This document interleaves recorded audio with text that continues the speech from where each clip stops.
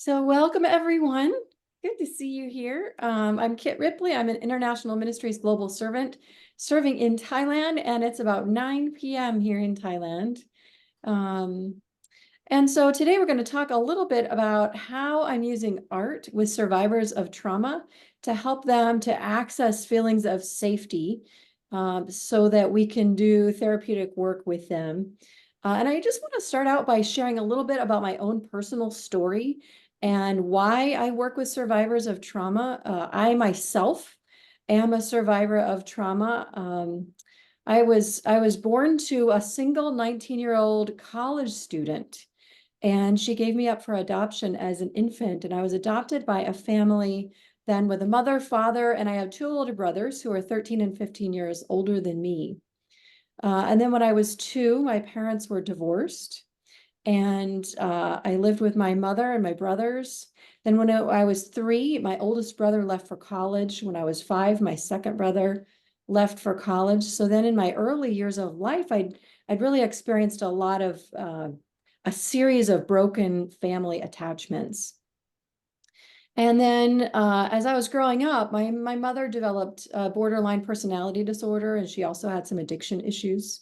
And so she was emotionally unstable and had difficulty controlling her anger. So I really grew up throughout my childhood in a daily fear. And then when I was 11 years old, I was sexually abused by my grandfather. And then as a teenager, I subsequently developed symptoms of post-traumatic stress disorder. Um, when I was in my 20s, I got married, and it turned out my husband was also not a safe person. And he also struggled with addiction. And so we ended up going through a divorce. And so during that time, um, 3 things really helped me to get through and to survive. And those were art, counseling, and the kindness of God. So when everything around me was in chaos, I would paint watercolors and pray and go to counseling. And that would bring peace to my heart so that I could continue. And so the reason that I work with trauma survivors is because I know what PTSD is like from my own personal experience. And so I want to help other people recover from their trauma symptoms as I did.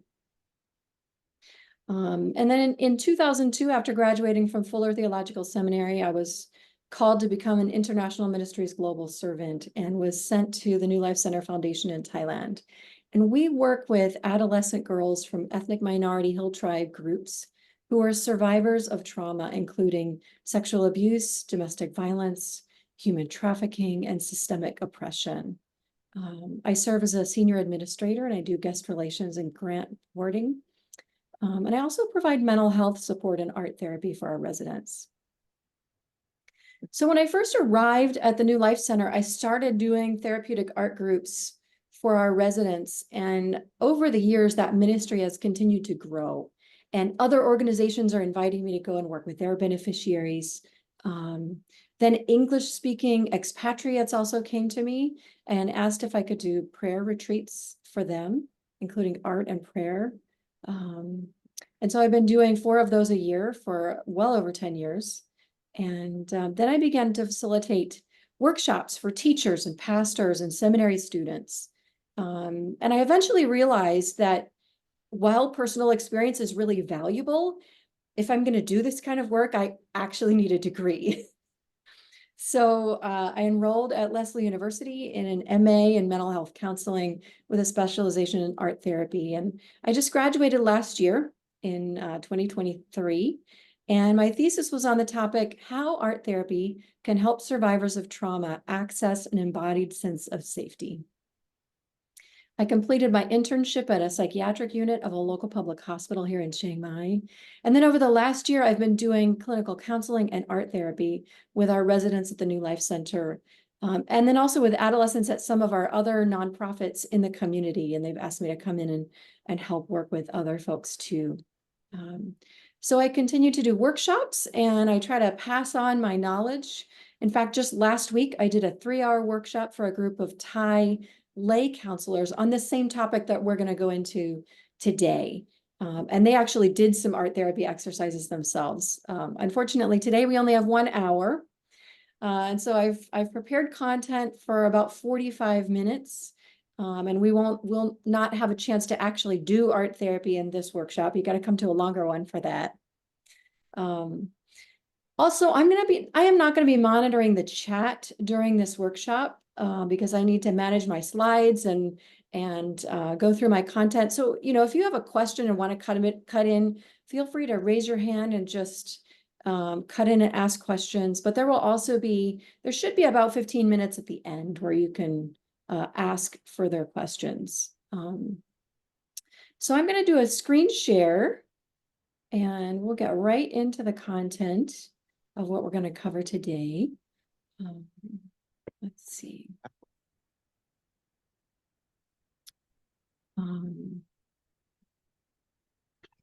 Trying to.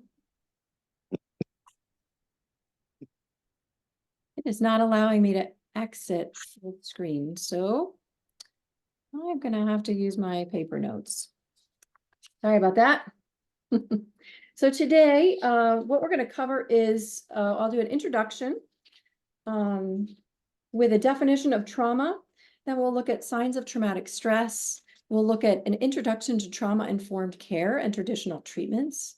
I'll talk specifically about art therapy, and then we'll cover the 10 mechanisms that I developed for my thesis, which was a literature review of different kinds of art therapy and how they're used specifically to help survivors.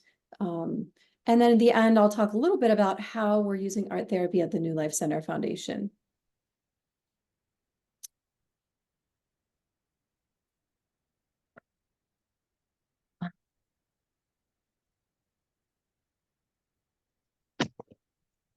Okay. Just a little note before I start. When I talk about art therapy, I'm including many different kinds of creative experiences, called expressive arts. And I know we all have ideas about what art is and is not, but in the context of counseling, I want us to think broadly about this word. So art therapy might include drawing pictures, painting, using clay, magazine collage, weaving, all different kinds of things. And we also might use music, movement, dance, games, theater activities, poetry, photography, or lots of other different kinds of creative modalities. And the reason that I use lots of creative modalities is because they're sensory experiences and they stimulate different pathways in the brain and help with neural integration in the brain. So let's talk a little bit about trauma.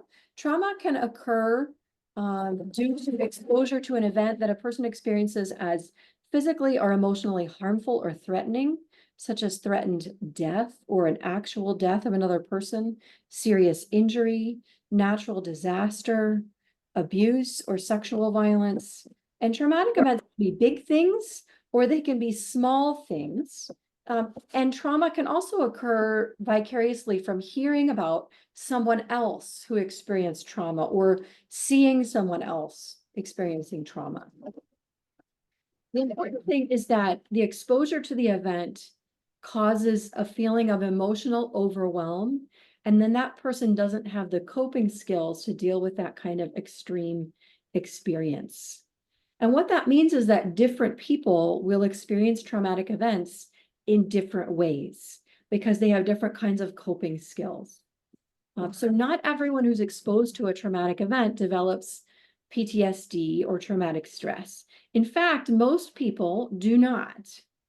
A meta-analysis of 35 longitudinal studies found that only 28.8% of people exposed to potentially traumatizing events subsequently develop a full diagnosis for PTSD and then maintain those symptoms for over a month. However, whether someone has PTSD or not, people can still experience symptoms of traumatic stress that are part of the overall profile of PTSD, even if they don't have the full diagnosis. So here are some of the signs that we look for when people are experiencing stress or PTSD. The first one is intrusion symptoms, like nightmares, flashbacks, or distress when exposed to reminders of the event. They also might experience avoidance symptoms, so avoiding thoughts, feelings, memories, people, situations, or activities that remind you of the event. You may have negative alterations in thought or mood, like an inability to remember the trauma, negative thoughts, self-blame, a lessened interest in activities that you used to really enjoy, or feelings of detachment or just estrangement from others. You may have alterations in arousal or reactivity, like you get really irritable or have temper tantrums, hypervigilance, being easily startled, difficulty concentrating, sleep disturbance. So what happens is people's emotions are disproportionate to the situation of what has occurred. So if something really extreme has occurred and people don't have a reaction, or if something very small has occurred, like someone steals your pencil, but emotionally you just blow up and you really can't handle it. So there's this sort of disconnect, and that's a common sign of people who have traumatic stress. Also feelings of helplessness, surrender of power, or expectation of failure. And they may have symptoms of dissociation. And dissociation is like emotional numbness, or like a spaciness, like your mind sort of floats off somewhere else, or feeling detached from your own body, your thoughts, or your environment, like you're in a dream. Loss of a sense of time, or feelings that the world is unreal, dreamlike, or distorted. And these symptoms can occur because trauma actually can change the chemical and neurological processes in the mind and body. And so when a person's body is chronically on guard against potential threats, that can interfere with your sensory perception, logic and decision-making, memory formation, and lots of other things. And we're going to talk about some of those things today. And research shows that experiencing trauma also leads to higher rates of illnesses like heart disease, cancer, lung disease, broken bones, liver disease, chronic pain, and immune disorders.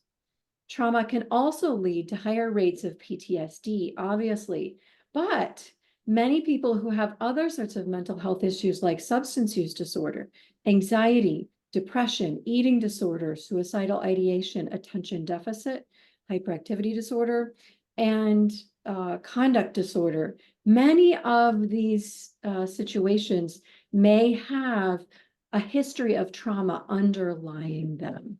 So even if a person doesn't have PTSD, past exposure to trauma may be a contributing factor.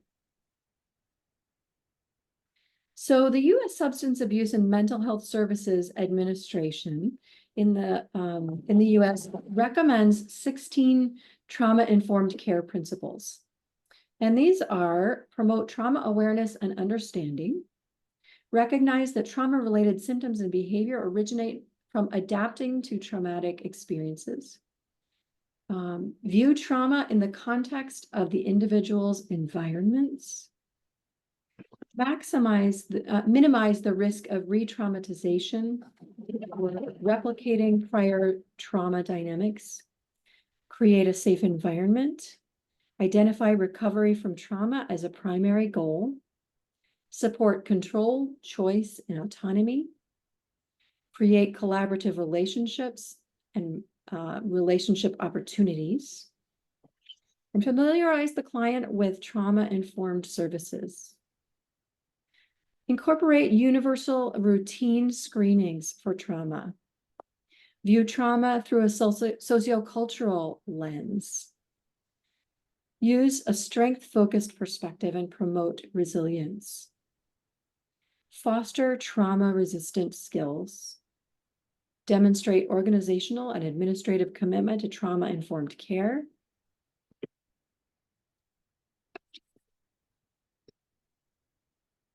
develop strategies to address secondary trauma and promote self-care for clinicians, and provide hope that recovery is possible. The American Psychiatric Association recommends that PTSD and other trauma-related disorders be treated with one of these therapies that you see on the screen: cognitive processing therapy, prolonged exposure therapy, trauma-focused cognitive behavioral therapy, eye movement and desensitization and reprocessing, and group therapy. And additionally, a meta-analysis of 40 studies involving 2,534 children and adolescents showed promising results indicating that creative arts-based interventions reduced trauma symptoms. And so art therapy is increasingly being used as an adjunctive therapy with survivors of trauma.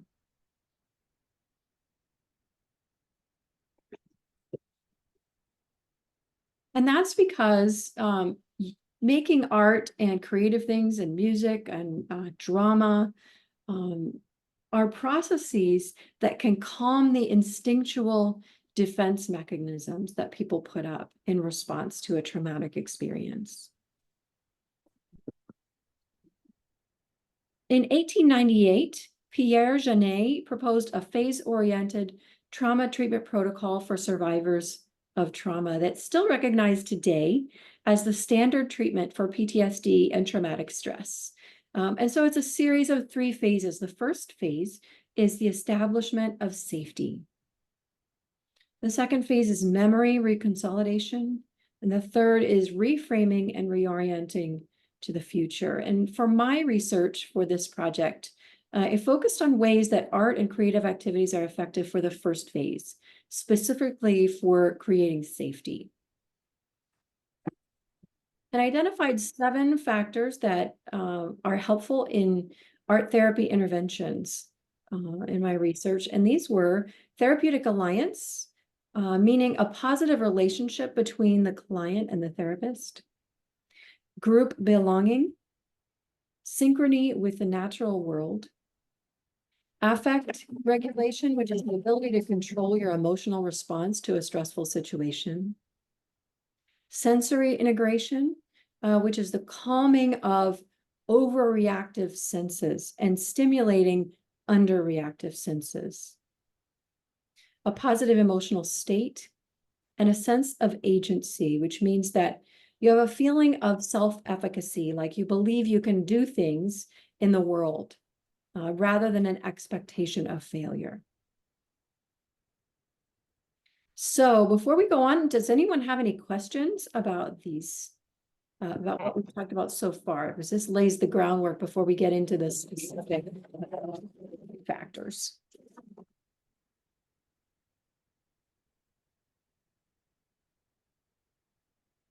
All right, well, we're just going to move on. I can't see you, unfortunately. I'm only able to see one person on my screen. So if you have something you want to say, unmute yourself and feel free to speak up. Okay. All right, so next we're going to talk about therapeutic alliance. And I won't go into all the details of the neuroscience, but it's a theory called polyvagal theory. And I'll offer a summary of some of the relevant points here. So when a client and therapist form a positive and trusting relationship, the client can disengage these physiological defenses to potential threat and become calm and stable and can socialize with others, creating the optimal conditions for changing pathways in the brain. And this is because our nervous system subconsciously reads the environment and compares present experience to past experience in order to decide if the situation is safe or not. And we sometimes call this intuition. And this is how we know if another person makes us feel safe or if we're sort of perceiving them as dangerous. And all this occurs on a subconscious level. And so we can deliberately do things that signal safety to help the other person's nervous system feel calm and be able to trust us. And those things that we can do are using a soft gaze or facial expression, a receptive posture, a gesture, attentive listening, calm breathing, and variations in vocal intonations. So if I speak at just one sort of vocal range, it can be harder to listen to. But if you vary your voice, it can be easier for people to listen to you. And so with conscious, consistent, and self-aware presence, we can regulate the nervous system of our own bodies. And so if we feel calm, then we can invite the other people around us to enter into a calmer state in their own nervous system. And polyvagal theory calls this kind of social attunement co-regulation. And so for these reasons, the therapeutic relationship is the foundational component of therapy for any kind of counseling that we pursue. And so we want the client and the therapist to feel attuned. I know we have at least one music person here. So I'm wondering, Roger, would you be willing to just explain the concept of tuning? Like when a music group gets together and tunes their instrument, what happens when that occurs? What happens when that occurs is you make music. That sounds well. Their instruments are in many different keys, not necessarily the same key as the piano, not necessarily the same key as another instrument. So the instruments need to tune themselves to bring harmonization so that it sounds good. So, we talk about harmony in spirit. Harmony is the same in music. Thank you. Yeah, that covers it. And so in the same way, in our therapeutic relationship, we want to sort of be on the same wavelength and in the same key, because if we're not talking the same language, then we have difficulty connecting and socially attuning to one another. So it's a particular kind of attentive listening and getting in the same attunement. So art therapy exercises that we can use to support the therapeutic alliance. One is called the scribble chase, in which different people have markers on a large piece of paper, and they take turns chasing one another around the page. So one person will lead and the other people follow, and the pen just chases that other person around the page. And this was developed by an art therapist named Kathy Malchiotti. We can also use mirroring movements or mirrored drawing to stimulate a sense of empathy in our bodies and attunement. And we can model the use of visual art materials and techniques and create alongside the client. So we are doing what they're doing. The second theme that emerged in my research was group belonging. So since we're Christian believers, I think we all understand the value of being a part of a larger group, like a church or other kind of community organization. Essentially, trauma can cause fragmentation of relationships and disrupt collective identity. Violence divides us from sources of support, and it can create fear, guilt, disconnection, and the deterioration of relationships. Violence can also cause the loss of people's homes or country, or loss of family, or even the loss of physical body parts. I'm thinking of our neighbors next door in Myanmar who are suffering right now, and in the Ukraine. So people need community connection because it satisfies our needs for collective affiliation, influence, emotional connection, accountability, mutual responsibility for one another's well-being, shared resources, intergenerational relationships, and the establishment of collective identity. And ways that we can use art therapy for that include conducting art therapy in groups, playing games, dancing, singing in a choir, doing a play. We can also use artistic genograms, which is a way that we can map out people's family relationships and community connection. So they can see it all on one page, all of their different connections to other people. Sometimes people who've experienced trauma aren't really aware of the community support that they really do have. And we can have people share art materials. The next theme that emerged was synchrony with the natural world.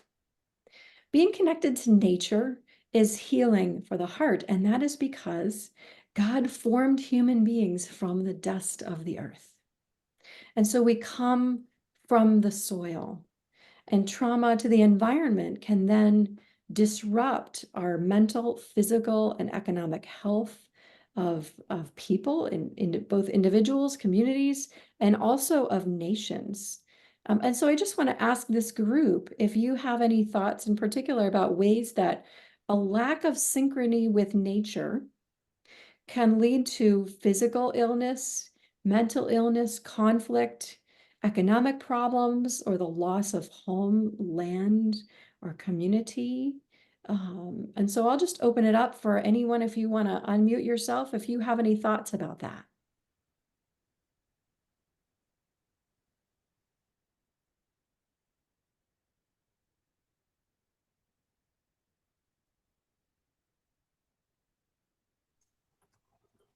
I'll add something, Kit.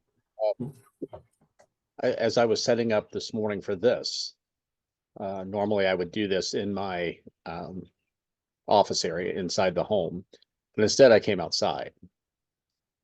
Because when I think of any type of therapy, in particular artist type therapy, I'm seeing outside here. I'm hearing outside here. I'm smelling outside here. And a lot of those come from nature. God gives us the ability to recognize, I believe, how important nature is to us as human beings. I'm relaxed out here. I'm attentive out here. I'm listening. And my senses are being engaged. So to be in tune with nature to me is intentionally taking the time to be in nature in areas where you normally would not think would have a role. So that's just off the head thought.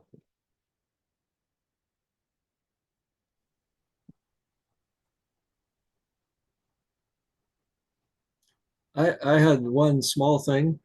Um, with me, I used to work in the tech sector, and so you're working in Cubeville, this big open room filled with cubicles, which is mostly gray. Uh, and I always felt better if at lunch I could get out and go for a walk in the outdoors. And in the winter, if the weather was bad and I couldn't do that, I could tell that it was more stressful.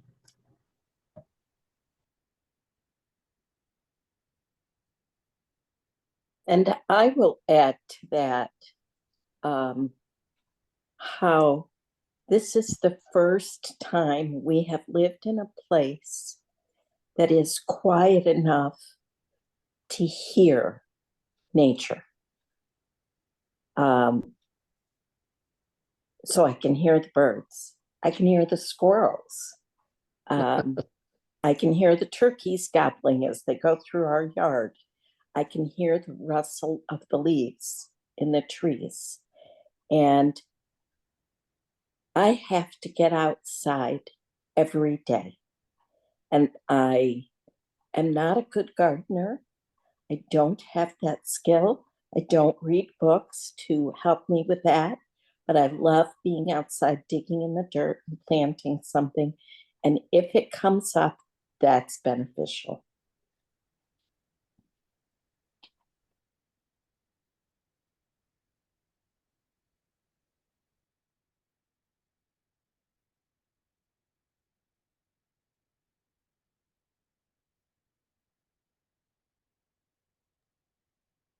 Kit, you are muted. Thank you. Yeah, so when we are attuned and in sync with nature, it's healing for the soul and restorative for us. when we're not synchronized with nature, we end up with things like water pollution and forest fires. And I'm sure you've seen the pictures of the devastation in the Ukraine. Cities just devastated. And people have been displaced from their homes because of situations of war. And so it's important for people to be able to reconnect with the environment and the nature around us. In fact, research shows that exposure to nature under safe weather conditions, obviously, was shown to lower stress as measured by cortisol levels, blood pressure, the nervous system response.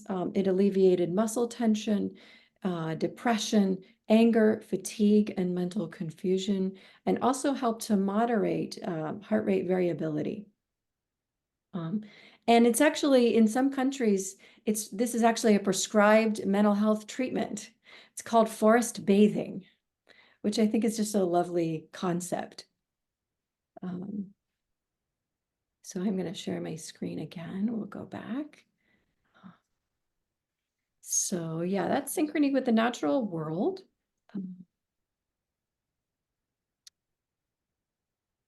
Oh, this is better. If I do it this way, then I can see my notes even better.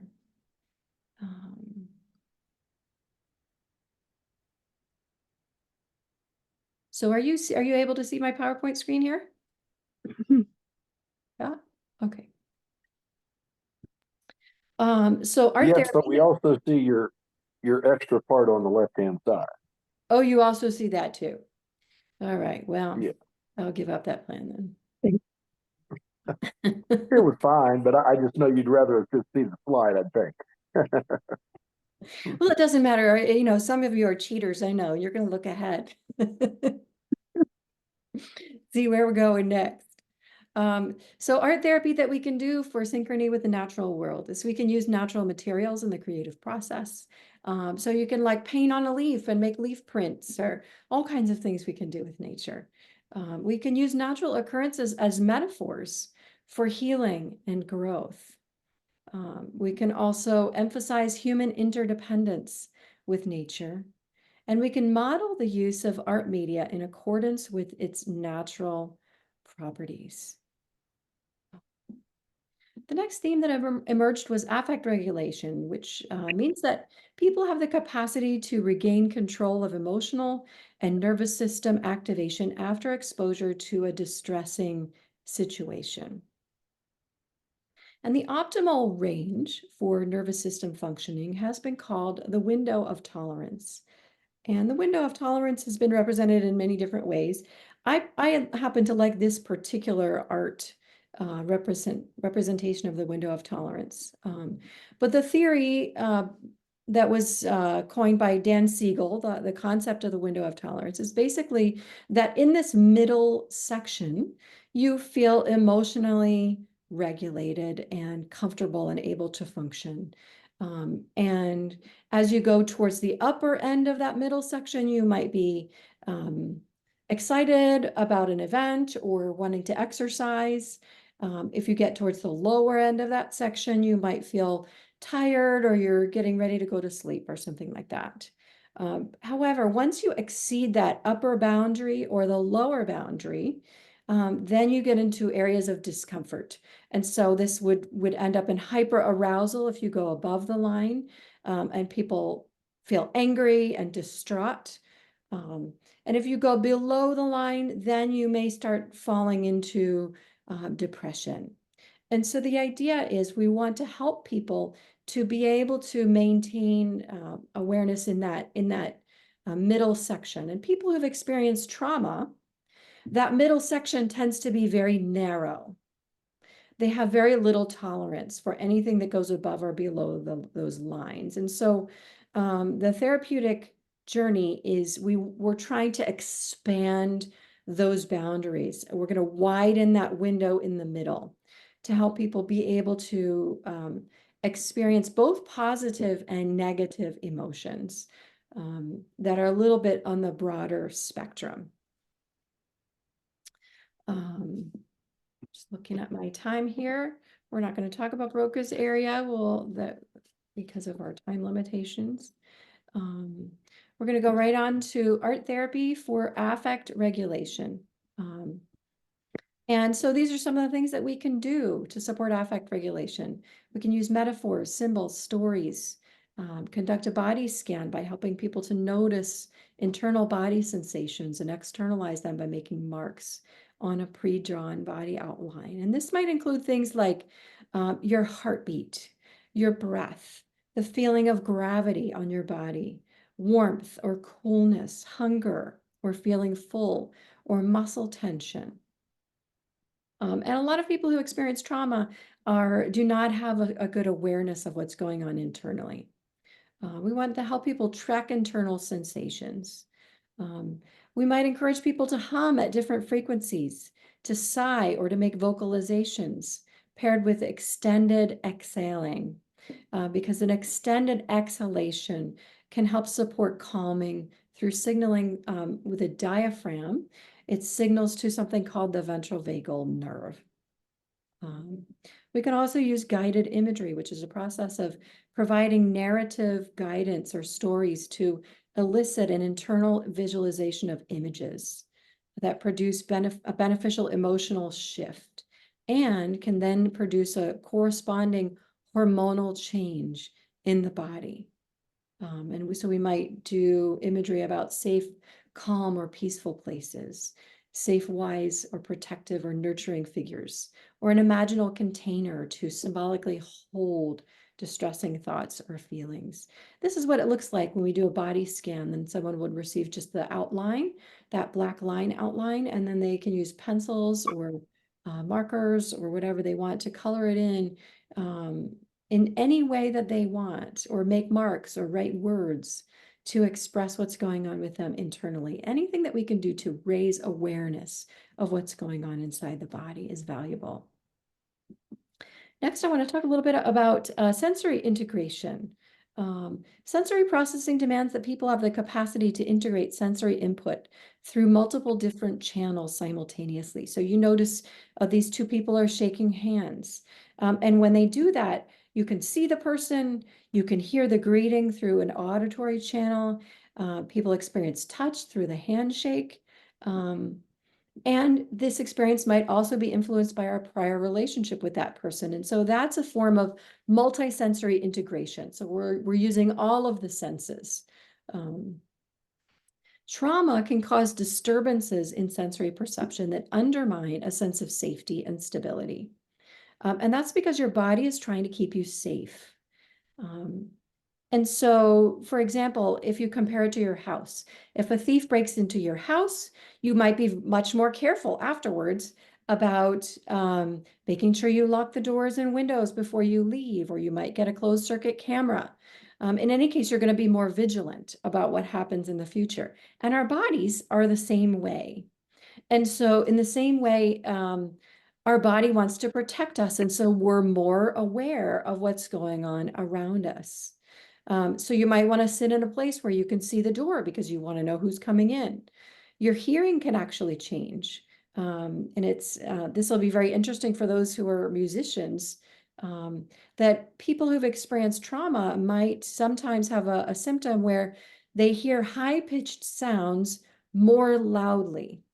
So the brain has turned up the volume on high-pitched sounds. Why? Because when a person or an animal is in distress, generally our voice gets higher. And so we might say, well, the car just came out of nowhere and it just cut right in front of me. I didn't know what to do. So can you hear the level of my voice escalating? And so the brain is listening for sounds of distress that might indicate danger in the environment. And so people who've ever experienced trauma might be very sensitive to sounds. Or they might be really distracted easily by the sound of a fan or the air conditioner because the high-pitched whirring is louder in their ears than other kinds of sounds. So they're having difficulty listening to the people who are talking. And it can also affect other kinds of sensory experiences. So people who have experienced trauma might not like bright lights. They might see flashbacks of the event in their brain, and that's because a particular area of the brain called Brodmann's area 19, which is a part of the visual cortex, shows more electrical connectivity in trauma survivors. So that part of the brain is working harder and there's more going on electrically. And so these images come up, even when people don't want them. They might be sensitive to certain smells. They might not like to be touched because it makes them feel alarmed, and they're easily startled. And so all of these things you can see in the pictures, people begin to feel overwhelmed by sensory experiences because their bodies are reacting more strongly. Conversely, a person with traumatic stress might also be less sensitive in some sensory areas than normal. And so, for example, if they're listening for these high sounds, then they're not able to hear sound in the normal speech range as well. And so they're distracted and they're not listening to other people who are talking to them. They might not be able to feel their body at all. And that's because the body is so overwhelmed with feeling too much. And so the brain says, I can't take it anymore. Stop. I'm not going to feel this anymore.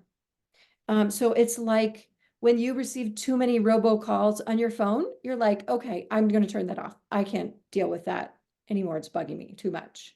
Or like I live near the airport, and so the planes fly overhead, and I've gotten to a point where I don't hear it anymore because my brain has just started ignoring that sensory input. And so it's the same way with trauma survivors. A sensory input is too overwhelming, and so the brain just shuts it down, like, can't take it anymore. We're just going to stop that.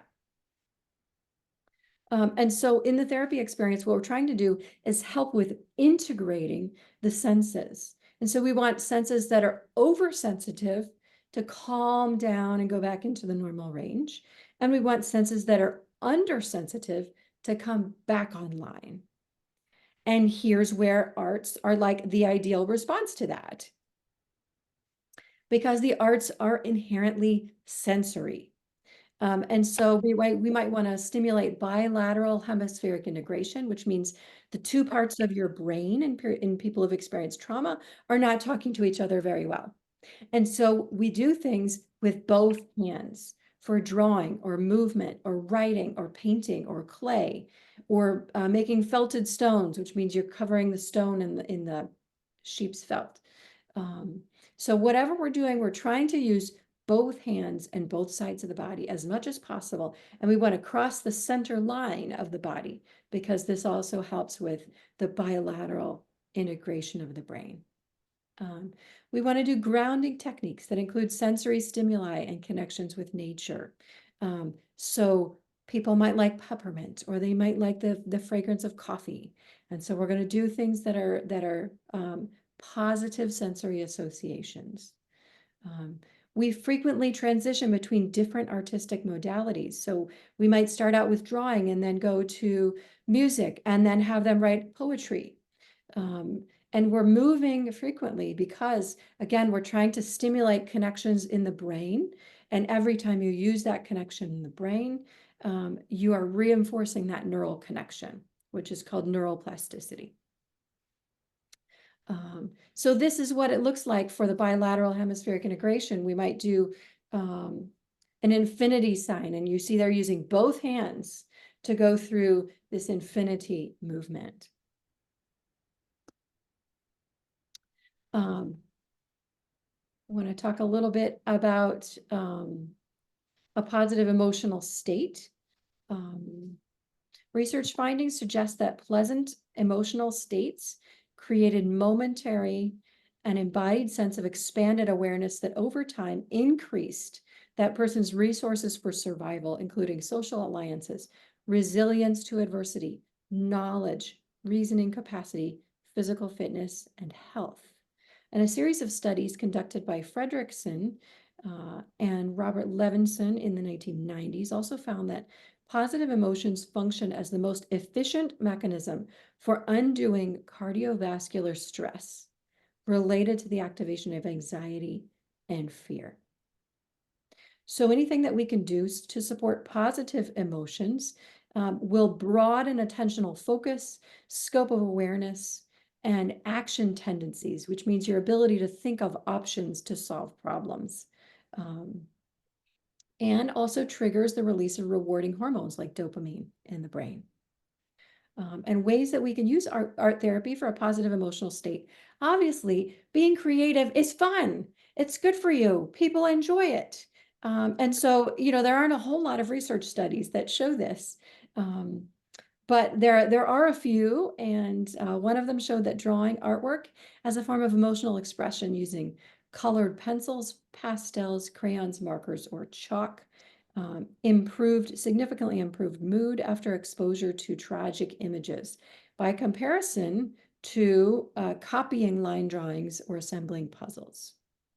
And Kathy Malchiotti, an art therapist, asserted that while aliveness can be experienced in each of the arts, it's most evident in expressive arts groups where there's collective energy among members. It's a type of energy circulation found in singing, dancing, performing, art making, and even laughing together. And so in the arts, individuals are influenced by the energy of the group, making possible creativity, imagination, and play, which is not always possible in isolation. The final piece is a sense of agency. So agency is a technical term for the feeling of being in charge of your life, knowing where you stand, knowing that you have a say in what happens to you, and knowing that you have some ability to shape your life circumstances. Learned helplessness is often a result of trauma exposure. And that's because people become immobilized due to having experienced an inability to control a traumatic event or complete a defensive movement to protect themselves or take action to save themselves. And so if this event was overwhelming and they couldn't do anything to get out of it, people then start to develop this pattern in the brain of, well, I give up. There's nothing that I do that's going to make any difference in the world. And so this blocked action can generate a loss of trust in your own ability to take action and lead to feelings of helplessness. And so Crenshaw and van der Kolk suggested that meaningful and purposeful action that disconfirms feelings of helplessness is an essential part of healing from post-traumatic stress disorder. And ways that we can do that with art therapy, we can empower people through control, choice, knowledge, and opportunity. We can express painful emotions within the safe containment of metaphor and symbol. And we can help people master new skills to develop confidence that they can handle new challenges.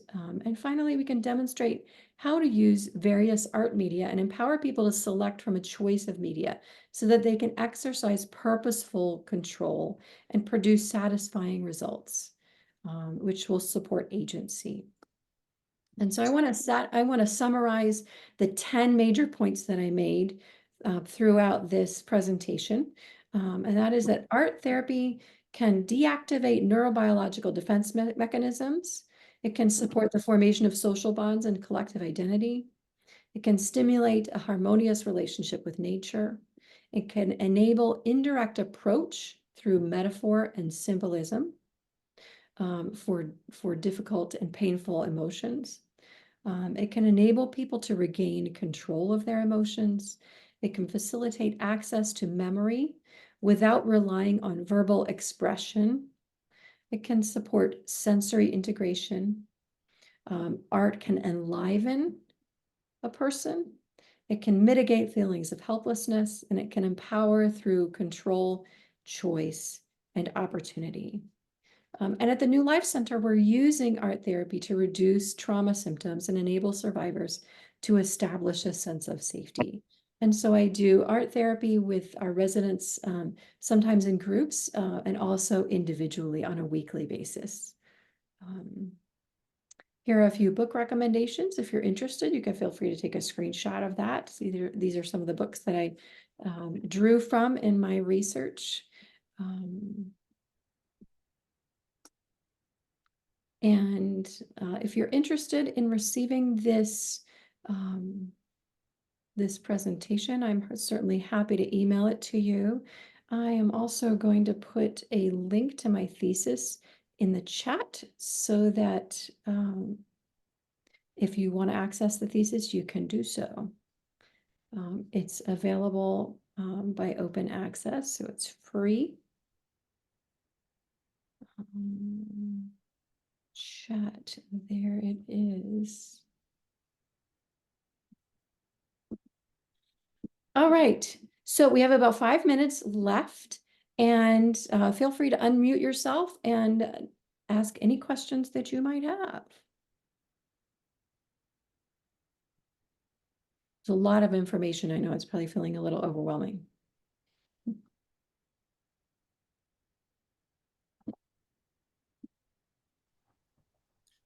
Kit, I have one question. With the sort of civil war next door in what used to be Burma. Yep. Are you seeing people coming to your place from there? Are you seeing refugees? Absolutely. We have a few at the New Life Center who have come in from Burma and were victims of trafficking in Thailand. But yes, we're having lots of people come over the borders or flooding over the borders into refugee camps all along the western border of Thailand. You don't see the link. Did I not put the link? Oh, it looks like I sent it to just one person. Well, that's not going to help.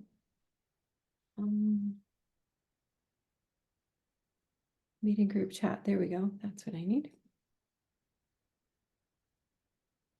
All right, can you see that now?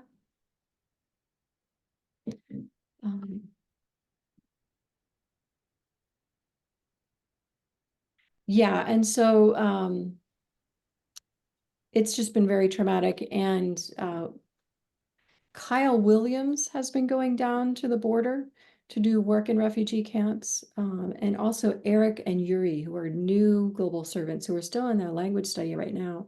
They're going to be working in some of the refugee camps all along the border with Karen people and Karenni people. Yeah, it's really a horrific situation. Ivy from New Hampshire here. I have 2 questions. Is it fair to conclude that some people respond to certain art therapy forms better than other art therapy forms? Absolutely. Yes, some people respond better to particular kinds of art forms that they're drawn to. And so I would normally start there with what is most comfortable for the client. However, I also, again, I want to be expanding that window of tolerance.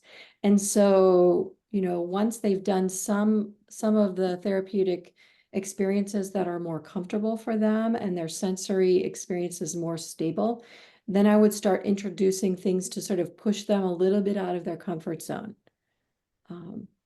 Because in the end, it doesn't matter whether you're good at the thing or feel comfortable at the thing. What matters is what's happening neurologically in the brain while you are drawing or humming or singing or breathing or all of the different exercises that we're doing, right? Yeah. And the other question I have is, how do we best support you and the art therapy and the people who benefit from it? Well, the people that I'm working with here in Chiang Mai, I'm continuing to do my best to reach out and meet those needs. But yeah, you could pray for me and for my work. And also, financial support is always most welcome for sure. I know that many people who are here in this group are already supporting my work, and I'm grateful for that partnership. And there are things that you can do in your own community. I think partly just having a little bit of a heightened awareness of the effects of trauma. You may notice people in your community who are experiencing traumatic stress. And there are ways that you can be present with them by all of the different things that I talked about today. Thank you. Yeah. And also just bringing this work to your church, either my work or the work of your other favorite global servants, and highlighting that work so that others can learn about what's going on in the world. And one thought I had is to just mesh it into whatever is happening in our Christian ed, because we have different populations who are coming to our church, and we never know what they're coming from. Exactly. Exactly. So I need to just have extra grace for one another, particularly in these times, right?